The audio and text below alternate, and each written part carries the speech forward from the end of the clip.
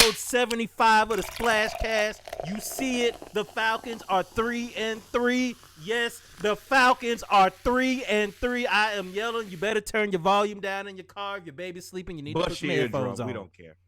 We are out here. Y'all disrespected the Falcons since July. Y'all have disrespected us since July. 2-15. July. 1-16. How can you in 17 games? Y'all really picked us to win two.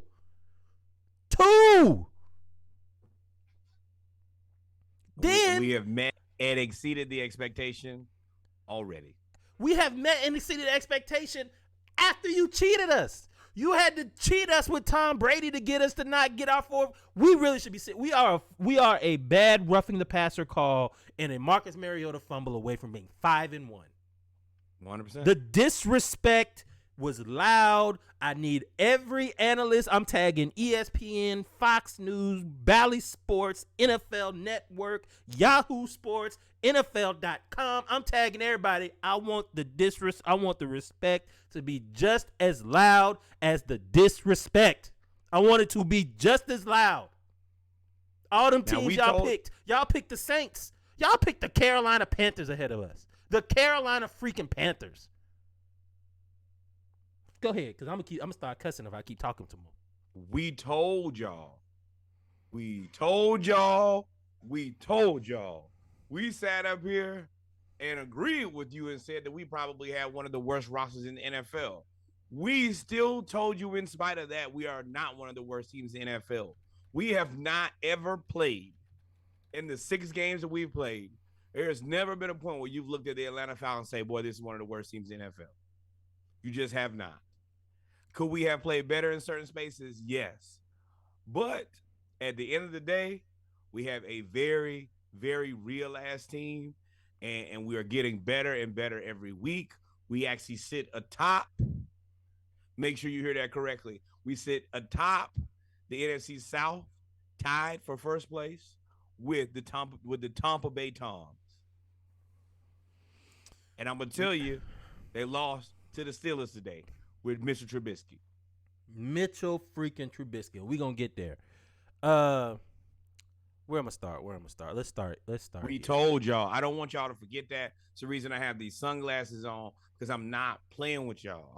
I'm done. Y'all going to put some respect on my team, and y'all going to start putting some respect on my coach, because I hate to tell y'all, but he should be up for Coach of the Year, for the roster, for what he got, the groceries that he has to come back with this meal is highly, highly impressive. Now,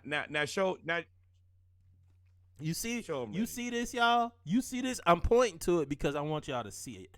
Well, you can't see the point, but if you look right there, right about there, you'll see that every analyst picked the 49ers. Every single analyst. And that is a microcosm of how y'all picked literally every team better than us. Y'all, and the thing is, everybody has doubled down. That's the part that pissed me off even more. After we started off pretty well, after we played, we are 6-0 against the spread. We cover the spread no matter what.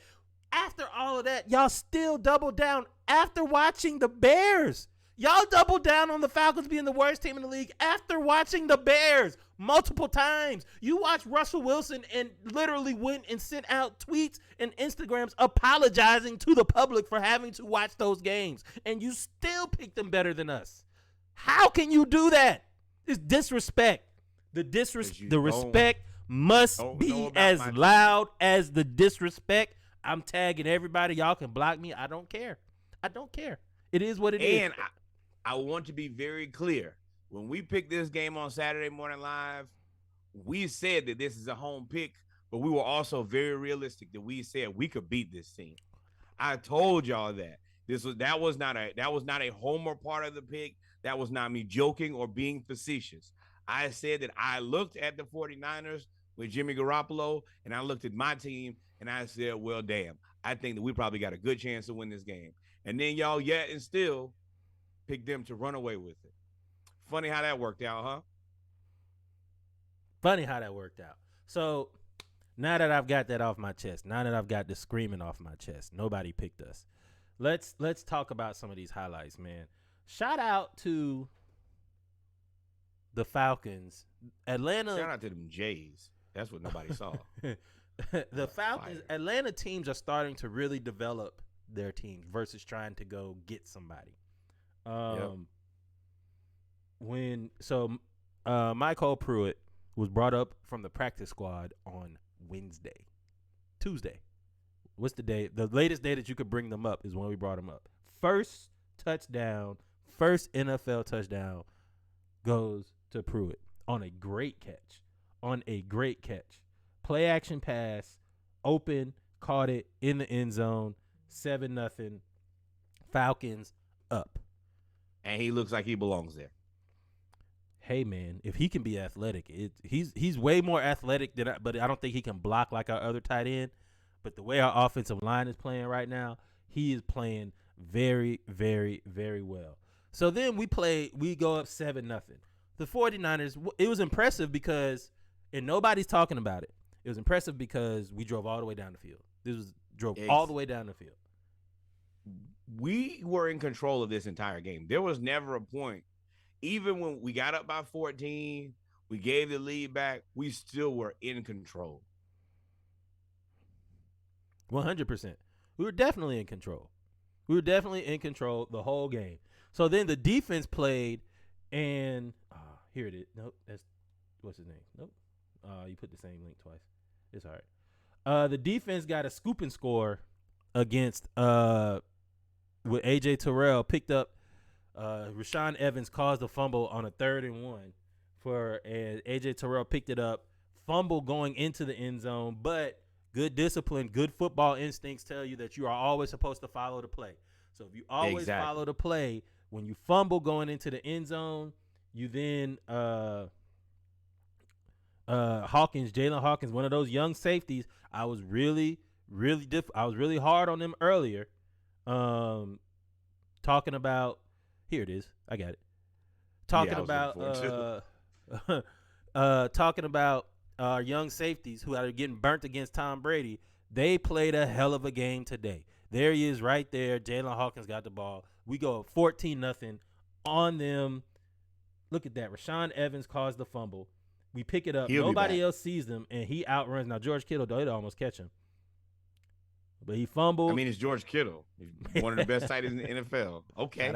I'm sure he's played defense before at some point in his life. And look at this, y'all. Falcons preparing for their weekly collapse. Look at the disrespect. Look at the disrespect. The disrespect. Go ahead. It also makes me very happy to see AJ Terrell and Kyle Pitts making pivotal plays. Those are our guys going forward. And to see the guys that we bet on, kind of proving already that they're legitimate top-tier football players is exciting for me. That makes everything a little bit easier in the future. What is more exciting for me is Marcus Mariota, and not his play per se throwing, but the fact that combined we had 5 people rush the ball today. We rushed the ball for 40 times for 168 yards. That is impressive. That is, we've never been able, since maybe the last Dirty Bird, Jamal Anderson. Now is the last time we were a tough, legitimate running team. We have to give more and more respect to this offensive line every week. They come out and push people around, bully people, and that allows us to control the game. It does. So we were able to keep the ball out of San Francisco's hands, and San Francisco has a top-notch pass rush. And when we talked about this on Saturday Morning Live, I said San Francisco has a very good pass rush, but they are missing both of their defensive tackles. Eric Armstead didn't play. The other starting defensive tackle got hurt. I said we are a running team, and if we can run the ball on them, we can limit them to get from having the ball. And when you do, you then take them out of their zone running scheme because they're playing from behind. You have to rely on Jimmy Garoppolo. And I said Marcus Mariota and Jimmy Garoppolo. Who knows? Tomato. Who knows what you get?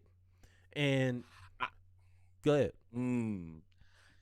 So Mariota has to be better value because he's so much cheaper. I mean, Mariota No, he's is not. good Jimmy for a turnover Garoppolo's every now contract and then. now is You know, incentive based. huh? Jimmy Garoppolo's contract is mostly incentive based now. Oh, he did renegotiate. Yeah, but Yeah. I think Mariota does. So the thing that I got to give Mariota credit. Mariota does not really make the big mistake. I don't know what they had the discussion with him. I guess they had a discussion with him after that fumble and after the Rams game when he had that interception at the end of the half. But ever since then, he has been really, really careful with the ball. And Arthur Smith is running the hell out of that zone read, and he calls it at the most opportune times ever. And that is where, as much as I talk about Mariota other places, his ability to run is helping us. And I know every week I ask for him to be fired, and that is what it is. My opinion on that probably not going to change. But the times that he runs the ball, he's going to score. Well, the thing is, I don't need him to score. We were trying to put the game away, right? Which is something that we historically have had problems with since 2000 and probably since Matt Ryan got drafted. We've had problems putting games away. The biggest one, of course, is 28-3. But you got 2012 in the NFC Championship game against the 49ers when we were up 14-0 at halftime. All of those things. So Marcus Mariota, the biggest plus that I can see from him is that 3rd and 10, if nothing's there, he's not going to force it, and he's going to run. And he is keeping us ahead of the chains, or he is keeping us at least in a manageable 3rd down or a manageable 4th down if we decide to go it. He is not really taking big losses unless the offensive line just has breakdowns. I think more than anything else, that has been his greatest attribute, and that may be why we're not going to Ritter. I think that's the only reason you don't go to Ritter. And it's so tough because if you look at the stats, they weren't really mind-blowing, but he only had one incomplete pass. He might have only thrown for 129 yards, but every pass you asked for him to make, he made it. 13 of 14, 129, and it was 2 TDs. I mean, he is now. I heard something today on the broadcast when they interviewed Arthur Smith that only a coach can tell. You know, we're not privileged to go to be part of the media camp yet. We'll be there. Shout out to the Falcons. We're gonna soon and very tag out of it. But Arthur Smith said Marcus Mariota is one of the most accurate quarterbacks in the league when he actually sets up and does his fundamentals. Wide base, don't step in the bucket, lean off your back foot, throw it. He's very accurate. When he gets in trouble is when he starts getting happy feet and his feet get together and then the ball sails, and that's how he always throws all his interceptions. Today, and Arthur Smith figured it out. All of them were quick passes. Very quick passes, red zone, and if it's a quick pass, then we run the ball, and then we might try something over the top. So Arthur Smith, you said this earlier, Arthur Smith deserves the game ball for this because they coached the hell out of this game. If you didn't watch it, they coached the hell out of this game. And Dean Pease, limiting this 49ers offense to 14. Deebo Samuel had two rushes, 11 yards, and he had 7 catches, 79 yards, but most of those came in the fourth quarter. Really on the last drive. He had like 40 yards on the last drive. Other than the fourth quarter, they held Deebo to very little. And Brandon Ayuk went off in the first quarter. He's the reason in the first half, but they held him in check in the second half. Our team makes really good adjustments at halftime. You don't really see us get blown out at half. Say that again. Say that again so the people in the back can hear. We ain't never been able to say that. Our team makes really, really good adjustments. They make really good adjustments at halftime. We don't really get beat in the second half. We play really, really well. And there's really not much you can – if it's not talent, you're not really going to out-scheme us. We just beat one of probably the best schemer in the league. Exactly. Who's the son of possibly the best schemer of all time. Maybe second best. You may have to say second best because you have Bill Walsh, who invented the West Coast offense. Yeah, but Mike Shanahan. I don't know if I don't want to put him quite there yet, but he is a guy who you better respect. And Mike for Shanahan? us to just out coach him, Oh, you talking You about said Kyle? what? Yeah, you don't want to put Kyle there yet. I was talking about Kyle as the son of Mike Shanahan, who literally invented the zone blocking scheme. Absolutely, That's without a so he and now you talk about second generation genius at that point. So his dad is still there, so it ain't really technically second generation. I think his dad has a ton to do with each game plan every week. So yes, Kyle is the guy who's giving it to him, but I think that Mike on a regular basis breaking down tape and saying, "Hey son, this is what I think needs to happen." Yep. And shout out to the fantasy owners. Everybody tried to make this a big deal. Kyle Pitts never really said anything, but it is something that Atlanta fans have noticed because we have Julio Jones. And the way trauma works and the way that stuff works is when you see the same thing happening again, you start to freak out. We had Julio Jones, possibly the best receiver, definitely the best receiver in Falcons history, one of the best receivers in history, and we could not get best him Falcon in Falcon history. Yeah, and we could not. I don't know, man. He was really good. You can't shortchange Matt Ryan. Matt Ryan got an MVP. It's hard to shortchange the quarterback. Julio's it. But Julio never could. We could never get Julio like double-digit touchdowns. Like Devontae, we'd always say Devontae Adams and Stephon Diggs because they always get touchdowns, and Julio never got touchdowns. And we see the same thing with Kyle Pitts. But today is the day. My man Kyle got in the end zone, first touchdown in the United States, year 2. And did the dirty bird. And did the dirty bird on y'all. Because everybody, for some reason, that plays against the Atlanta Falcons, when they come here, decides to do the dirty bird like y'all weren't born in 1993. I would make a joke, but my brother did it too, so. Did the dirty bird? Yeah. Yeah, how old is your brother? He definitely did it. He's old enough to know the dirty bird. That's what I'm saying. The dirty bird is old as hell. Why do people do the dirty bird to try to disrespect us? Like half the people that are on the team didn't know about the dirty bird. They had to watch this on YouTube to see it. Kyle Pitts ain't 26. Kyle Pitts is 24. He was born in 1998. The dirty bird came out in 1998. Yeah, you're right. Jeez. Wait, hey man, let's not age ourselves. Let's not age ourselves. But I'm happy about this. It felt good to be in control of the game. I am liking what I'm getting out of Olamide Zaccheaus now. Man, he is coming into a position where he's the guy who I'm gonna have the best matchup, and I'm gonna take advantage of that. I will say, everybody knows their role. Kadero Hodge is a great blocker, and he catches the ball off Prairie View. We had a couple players that had sacks, one from Prairie View as well, Marlowe. So, no, Quentin Bell. I'm sorry. Quentin Bell from Prairie View had a sack, a timely sack. And at the end of the day, 49ers had to put the game in Jimmy Garoppolo's hands. And that is not what Kyle Shanahan likes to do. Kyle Shanahan would like to run the ball and take the game out of his hands. Anybody wants to do that. And then, of course, now I don't know how I feel about this. It kind of reminds me of the Mets and the trumpet. But we did have some beers after the game. And what that tells me is we heard all of the BS that y'all said. We definitely circled two wins. We circled it. For us to drink beers, we didn't drink beers after the first win. We didn't drink beers after the second win. For us to drink beers after the third win means that we heard you. We heard you. We wrote it down. We put it in the filing cabinet. And we've had the games that we lost have been tough losses. And our team has stayed resilient.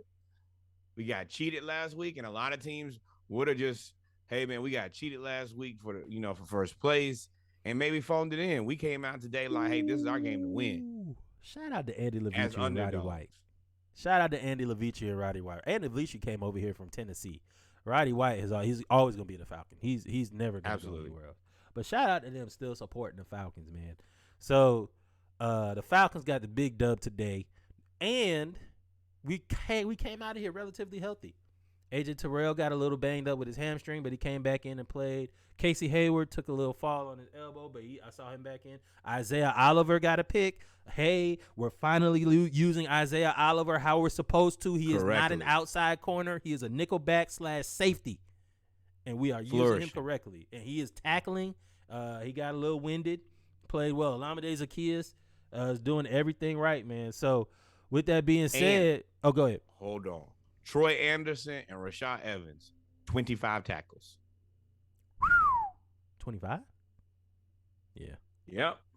13 from Anderson, 12 from Rashad Evans. Rashad Evans, we told you this is going to be a year tryout. We look forward to seeing you next season, my friend.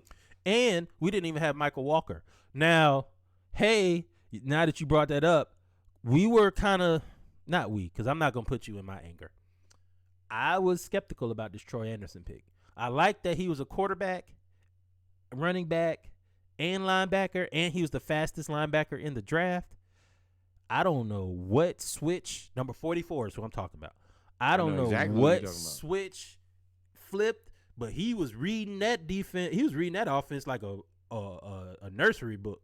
He was going right through that. He was making all the tackles, even in zone. He closes on the football very well. Very few missed tackles. 13 tackles, 7 solo. Rashaan Evans, 12 tackles, 7 solo. Richie Grant, 6 tackles, 5 solo. AJ Terrell, 4 tackles, 2 solo, and a pick. Played really, really well. And a fumble recovery. I mean, he didn't have a pick, fumble recovery.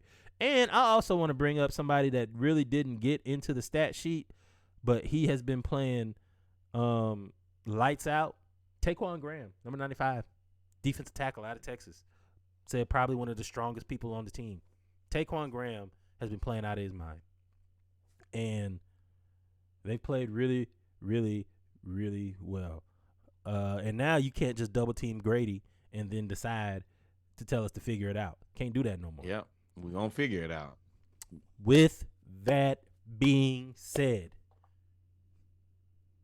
gotta go see them Bengals next week. Next week. I'm okay with that. The Bengals struggled today. I think that we're confident. I hope that we get Cordero back here pretty soon. One thing that you can't say about us anymore is you expect to just go in and whoop the Falcons. Good, bad, or indifferent. Let me tell you right now, if anybody going to have a difficult day, it's going to be your defensive line. Because that offensive line is going to want to get a hold of you and make it very bad and uncomfortable for you. They are trying to bully you and push you around, and that is exciting. And that's what we kind of talked about at the beginning of the season, having a more physical team. That's and all for them to say that that's what they wanted to do and us come out and be that makes me feel very confident. I also would like to thank Arthur Smith for pilfering Rashad Evans. That was a perfect, theft to walk out of there with. And I'm happy with the intensity that we play with on a regular basis. And Terry Fontenot too, man. Terry Fontenot, I think every move he's made so far has worked out. Even the ones that we all questioned, every single one has worked out. Even keeping players, draft your picks, two everybody. biggest? Because you and Troy Anderson, you was like, I do not want this quarterback guy. I don't want him to play quarterback. Not in getting him in the 3rd round. I still don't like our 2nd round pick. I listen. I'm gonna die on that hill. I like AK-47. He's playing well. We could have got him in the 3rd round or the 4th round. I agree. Because we could have got another receiver pick.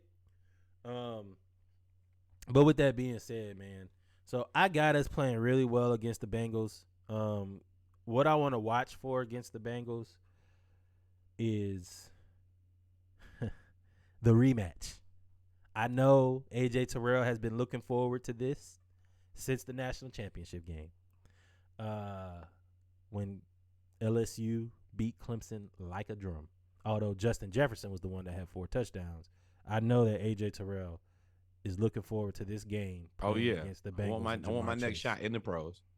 And we need, if the Bengals are beatable. The Bengals are beatable, man. So it'll be a good game. It will definitely be a good game. What are you looking for in this game? I'm just looking for more the steady level of competition and intensity. That to me is that's always been kind of the one thing that we could never really hang our hat on was we're going to be tough every game and we're going to play with a high level of intensity. And we have that right now. I still 100% think that we do not have one of the best rosters in the NFL. I don't think that we have a top 75% roster in the NFL. But what he's doing is coaching the guys up and they're playing well. And that's what Out you can scheming ask. folks. That's the only thing you can ask from a coach. Out scheming folks, man. They are out scheming folks. So now that we've gone through the prediction. Hold on, wait. One more thing. I expect for y'all to see us again. We're gonna win more games. 3 was not the we end. not about to 3 lose was not 12. the stop. We're not losing 11 in a row now. We're not 3-14 team either. No, So plan to see more of me with sunglasses on. See more of me telling you that me and Reggie told you. And if you don't like it, of course, you already know where you can go. Directly to hell. So before we get out of here, tell me one thing you liked about the offense and one thing you disliked about the offense.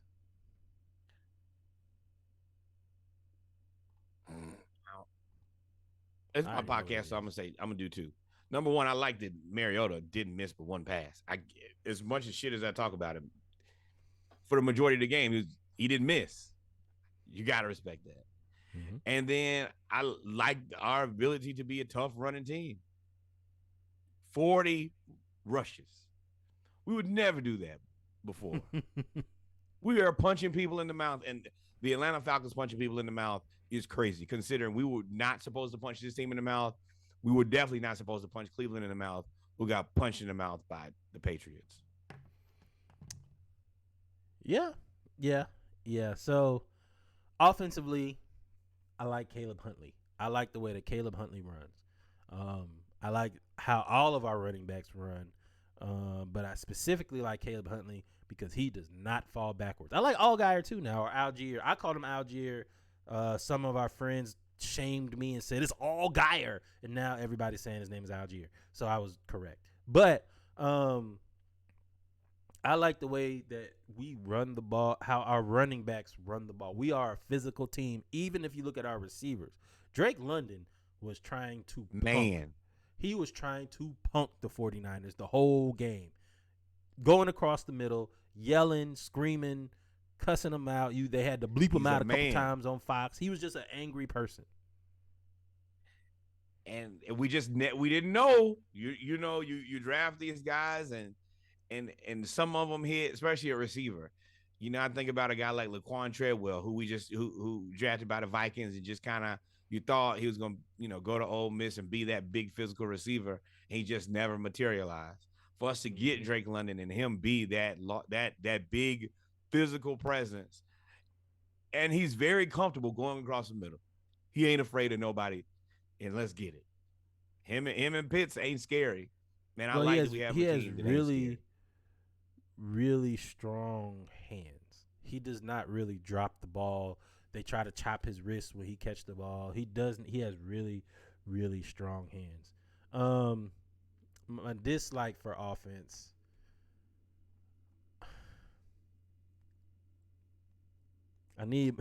It's hard to say this because he was 13 or 14. But I need more from the passing game. It's just enough. Now, the strategy was definitely to run the ball. The strategy was to make us a running team. But you need more from the passing game because going forward, some of these teams he playing, they just gonna man cover, press, and say you gonna have to beat us over the top. Absolutely. I fully expect the Bengals to do that.